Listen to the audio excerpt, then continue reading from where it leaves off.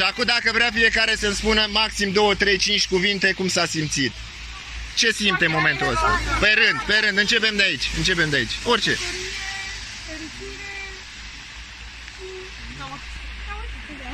Și dacă mai vrei să mai vii aici? Da. Orice.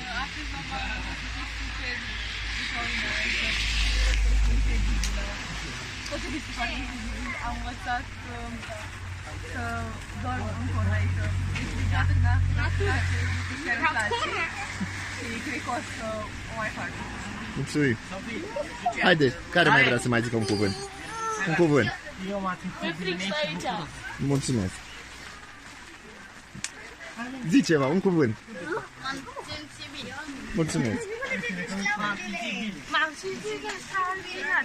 Mulțumesc. M-am simțit foarte bine alături de dumneavoastră. Mulțumesc. Foarte bine și nu se poate fără ajutorul vostru foarte bine și îmi place. M-am simțit foarte bine și îi mulțumesc lui Coțo și lui Magda. Va. M-am simțit foarte bine, am învățat foarte multe lucruri noi și m-am distrat foarte mult. Mulțumesc.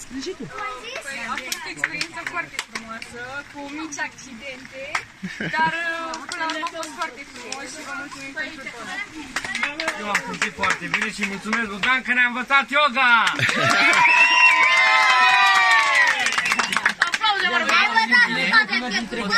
Liniște. Așa, zi. Mă simt bine, mă simt mai liniștit, mai calm, mai rece, mai... Mulțumesc. Și am învățat o lecție nouă, de comunicare. Mă simt bine, chiar am avut parte de un aer curat și o privire încântătoare. Mulțumesc. Eu mă simt bine alături de voi. Mulțumesc. Îmi spui și tu? Îmi zici și tu ceva? M-am simțit foarte bine cu voi așa și la anul vreau să mai vin. Mulțumesc. Foarte bine. Vorbește la mine. Mulțumesc. Vorbesc eu? M-am simțit excelent și vă mulțumim pentru tot ce ați făcut pentru noi. Mulțumesc. Îmi zici și tu? Ce? Ceva. Ceva, orice. Orice. Mă simt bine și fericită. Mulțumesc. Și tu? Sunt fericită. Mulțumesc.